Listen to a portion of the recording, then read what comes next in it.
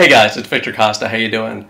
A lot of people ask me how are they going to stay in shape and in good condition over the holiday season when they're eating and drinking things that they normally don't eat or drink. They're invited to parties with friends, family, co-workers, and they're going to be breaking the continuity of what they've been doing for such a long period of time.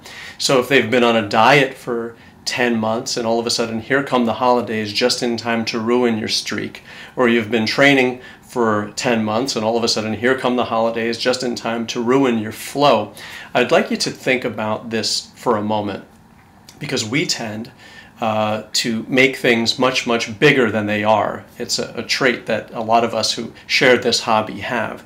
I'd like you to take the amount of times that you plan to attend a party, or you plan to eat or drink or do something much different than you normally do. And I'd like you to take that number and I'd like you to divide it by 365 so that you can get a visual mathematical understanding of the small fraction of time that you're going to be diverting from something that you normally do. It's not very much at all. It's a small, small fraction of your time. But for most of us, when we break a diet or we break a streak, it tends to have this feeling and this amplifying effect that we've ruined something extremely precious. And what happens then is that leads to feelings of failure sometimes, and then we continue to break the habits much more than that small fraction that we originally started with. You can wallow in that feeling of failure and of ruining something so long that you actually wind up undoing and ruining. But when you take those occasions for what they are, the 6, 7, 8, 10 times that you're going to be eating or drinking something, by itself, it is a small fraction, a small period of time that you're going to be doing something that is different than what you normally do. You're not ruining anything. You're not breaking anything. Eat, live, and enjoy these times. And if you do that with a lot of zest and gusto, and you really enjoy yourself, you'll understand that it won't create this feeling of I'm ruining something, I'm just experiencing something during this time of year that is much different than what I normally do.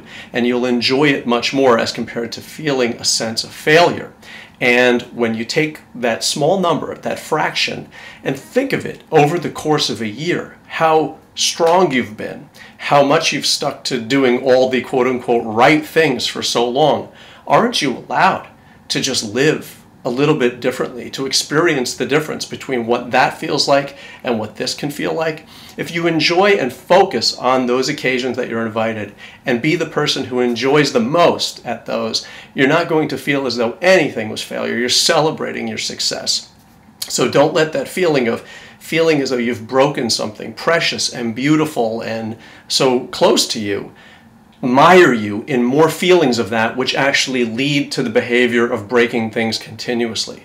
That's what people do. They tend to wallow in this sense of failure as compared to get back on as soon as the celebration is over. They tend to feel as if they ruined something and broke something, and that's the feeling.